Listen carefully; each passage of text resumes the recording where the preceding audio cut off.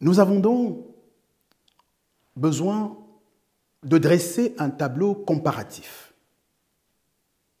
pour rendre les choses définitivement claires pour tout un chacun entre l'ordre lévitique et l'ordre de Melchisédek, dont le Messie est le souverain sacrificateur. Si vous êtes prêts, c'est parti, on va le faire en 7 points dynamiques. L'un, le sacrificateur lévite entrait dans le tabernacle fait des mains d'hommes.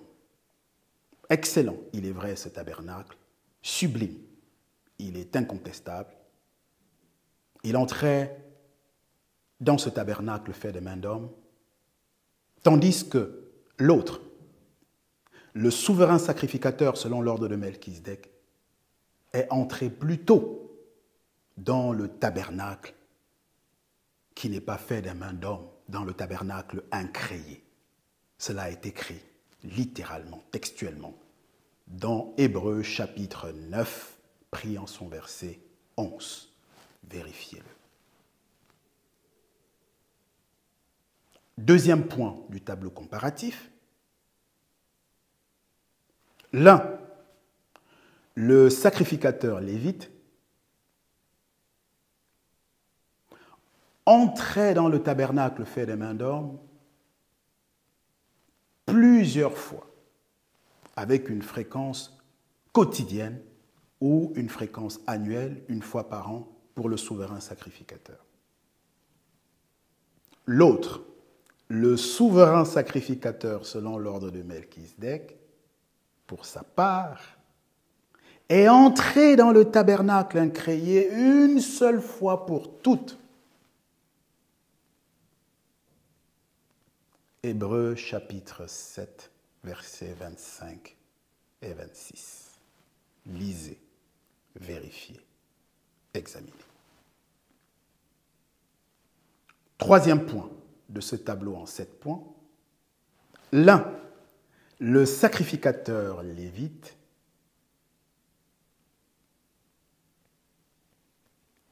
avait pour objectif la purification de ce qui est chair, matière, naturelle. L'autre, le souverain sacrificateur selon l'ordre de Melchisédek, pour sa part, avait au contraire pour objectif, au-delà de la matérialité, d'offrir un sacrifice plus excellent, dont le périmètre de compétence comprendrait tout ce qui concerne la création, y compris la purification de la conscience et des esprits. Cela est vérifiable dans Hébreux, chapitre 9, verset... Alors, nous avons dit que le premier, le sacrificateur lévite, avait pour but la purification des consciences. On peut le vérifier dans Hébreux chapitre 9, les versets 13 et 14. Et le souverain sacrificateur, selon l'ordre de Melchisédek, pour sa part, ça concernait l'esprit, la conscience. On peut le vérifier dans Hébreux chapitre 10, pris bien entendu en ces versets 11 et 12. Quatrième point du tableau comparatif entre l'ordre de Melchisédek et l'ordre de Lévi. L'un, le sacrificateur lévite, était institué par une ordonnance charnelle, relative donc à la nature et à l'ordre des choses naturelles.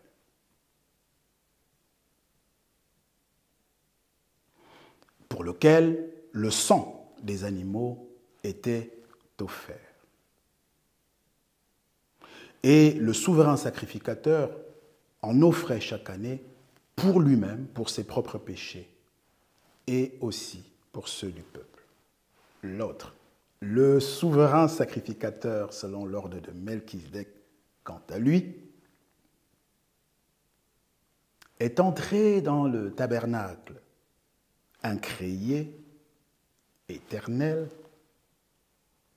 non pas pour offrir quoi que ce soit pour lui-même, parce qu'il était innocent. Hébreux chapitre 4, verset 15. Il a été tenté en toutes choses comme nous, mais n'a pas succombé au péché. Innocent, l'agneau.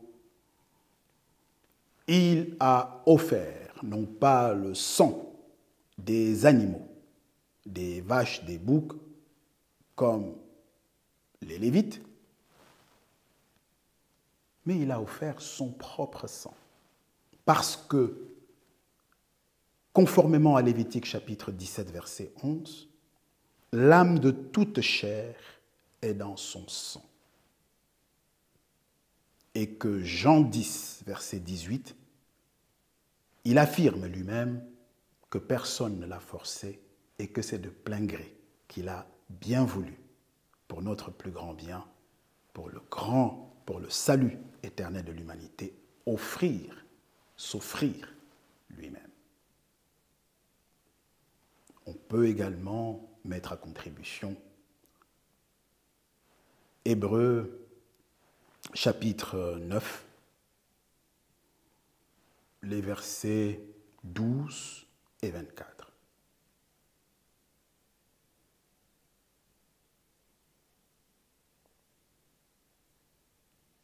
Cinquième point du tableau comparatif entre l'ordre melchisédékien et l'ordre lévitique. C'est parti. L'un, le sacrificateur lévite, devenait sacrificateur par le mérite de la filiation, parce qu'il appartenait aux descendants de Lévi ou d'Aaron. C'était donc une question de descendance charnelle, de progéniture charnelle. L'autre, le souverain sacrificateur selon l'ordre de Melchisédek, pour sa part, l'est devenu, suivant un ordre supérieur et suprême, institué par serment. Institué par serment. Selon qu'il est écrit dans Hébreux chapitre 5, versets 7 à 10, que Dieu l'a déclaré souverain sacrificateur pour toujours, selon l'ordre de Melchisédek. Que c'est beau! Que c'est beau!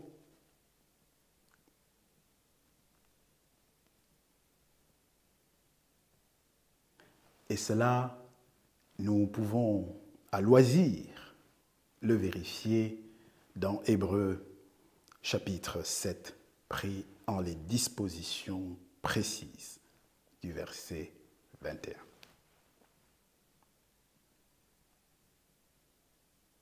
« 16 au tampon. Hébreux 7, 21, c'est ça, par serment.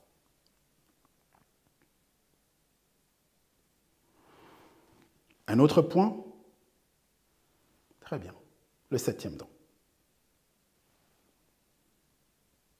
L'un, le sacrificateur selon l'ordre lévitique, en fait, ils avaient une sacrificature assez abondante, parce que les uns succédaient aux autres à cause de la mort, qui les frappait, comme tout ce qui est chair, comme tout ce qui est éphémère, comme tout ce qui est matière. L'autre, le souverain sacrificateur, Yeshua, selon l'ordre de Melchisédek, quant à lui,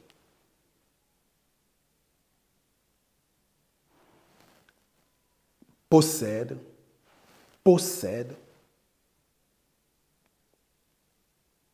une sacrificature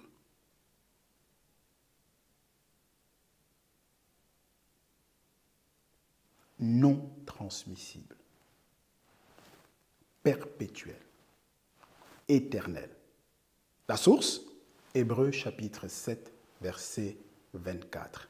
Vérifiez. Voilà donc, mesdames, messieurs, résumé les 7 points principaux du tableau comparatif entre l'ordre de la sacrificature melchisédéchienne et de la sacrificature lévitique.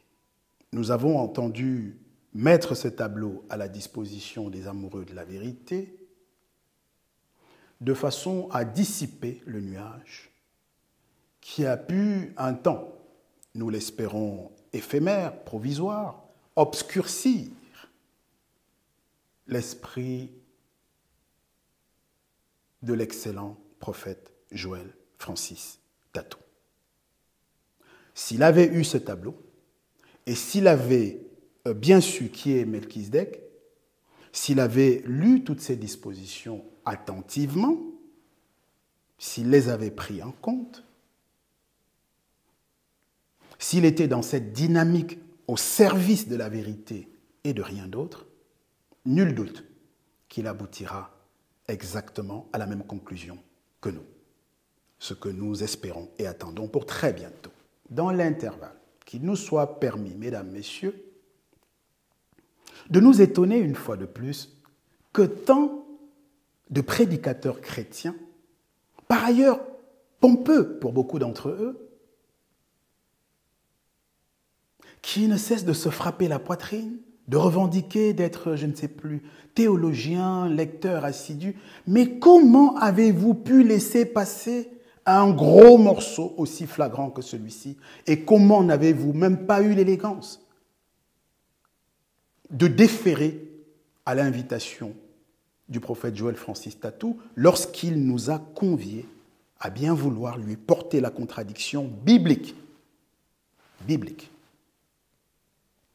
Pourquoi êtes-vous resté bouche bée? Par complicité ou par la même ignorance? Ça va se savoir. Mais continuons. À ce stade, nous sommes obligés de constater que l'expression sacerdoce royal que Joël Francis Tatou utilise dans sa prédication, dont vous avez la référence dans le lien pour lequel un extrait a été figuré au début de cette masterclass, mais un lien que vous pouvez également trouver là où nous demandez. Nous sommes pour la transparence et la clarté. Nous ne lui faisons jamais dire ce qu'il n'a pas réellement, effectivement dit, ni lui aujourd'hui, ni quelqu'un d'autre demain. C'est une question de méthodologie, de crainte de Dieu, d'amour de la vérité, de passion pour ce que les pères ont souffert, souvent au prix de leur vie, pour que, comme le dit Romains chapitre 15, verset 4, il nous laisse des choses aussi précieuses pour notre édification. C'est la moindre des choses de respecter ce qu'ils nous ont laissé. Et donc, 1 Pierre chapitre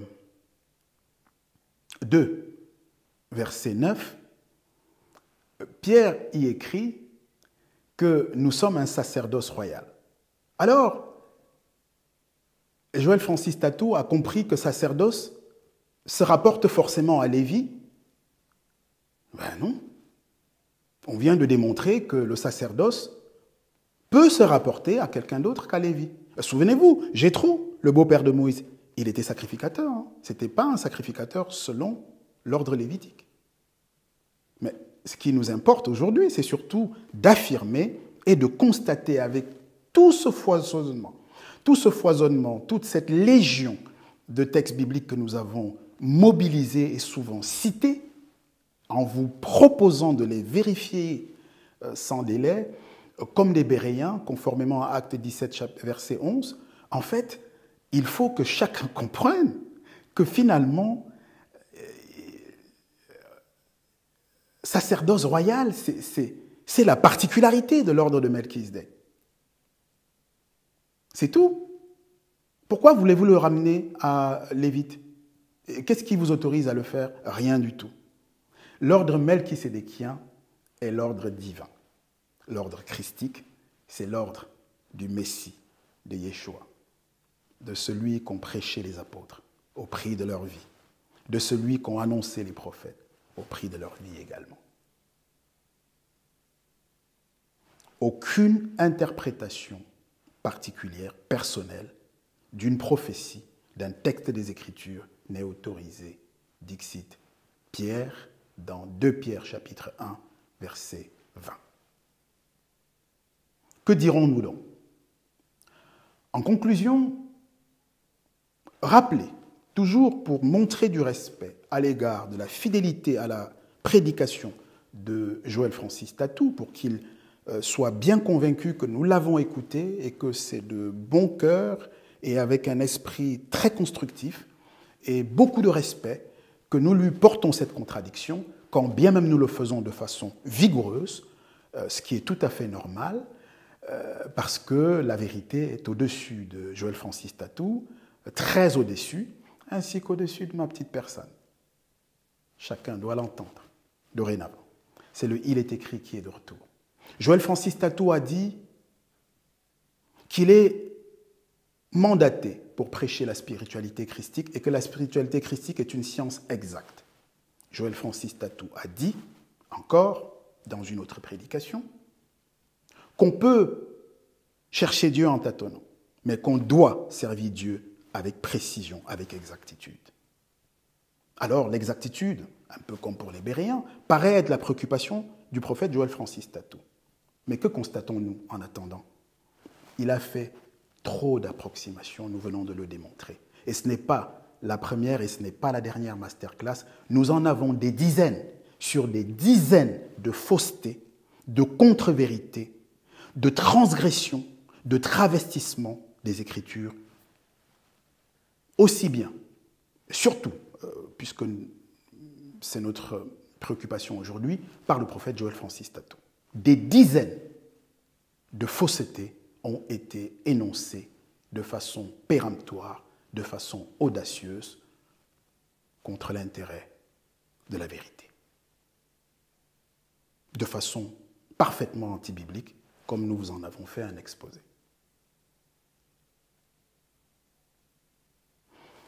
Si le Jésus-Christ que vénère, qu'adore, que sert Joël Francis Tatou est de la tribu de Lévi, il n'a rien à voir avec celui des apôtres. Actes chapitre 4, verset 12, dit qu'il n'a été donné à aucun autre nom qu'à celui-là, à celui du Jésus-Christ des apôtres, que le salut ne se trouve en aucun autre nom, parce que sur la terre, sous le soleil, il est le seul qui nous a été donné par lequel nous puissions être sauvés. Et lui-même affirme dans Jean chapitre 10, verset 9, « Je suis la porte. Celui qui passe par moi sera sauvé. » Autrement dit, celui qui ne passe pas par la porte du Jésus-Christ des apôtres, exclusivement souverain sacrificateur, selon l'ordre de Melchisedec, en rupture franche, complète, sèche, nette, définitive, péremptoire avec l'ordre lévitique, ne peut pas être sauvé. Parce que tout ce que la loi a apporté, c'est la mort. C'est de nous révéler le péché et de nous rendre coupables. Donc si vous voulez la culpabilité, si vous voulez que Dieu juge vos péchés, restez sur le Jésus-Christ lévitique que Joël Francis Tatou vous a vendu. En revanche, nous ne souhaitons pas, nous ne voulons pas que persiste Matthieu 23, 13, qui dit la chose suivante. Malheur à vous, scribes et sacrificateurs hypocrites.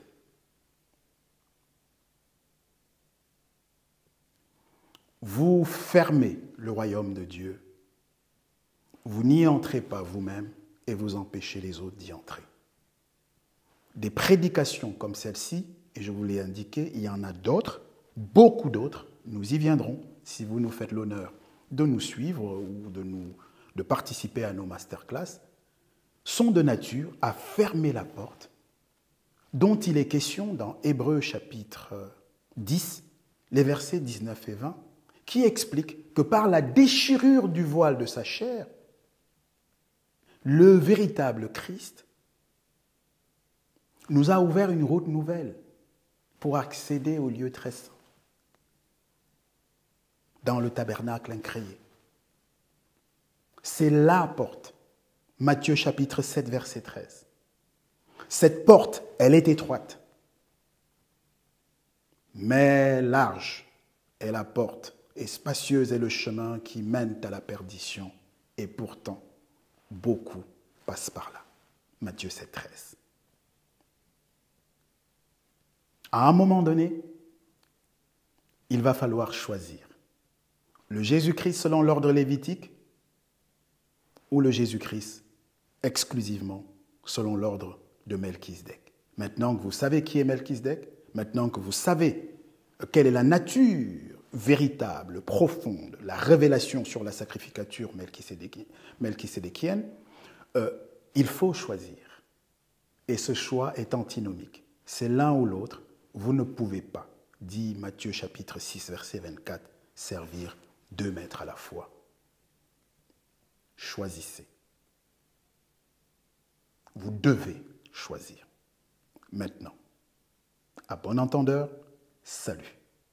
Il sait que vous savez. Et vous savez qu'il sait que vous savez. Alors à très bientôt pour d'autres masterclass.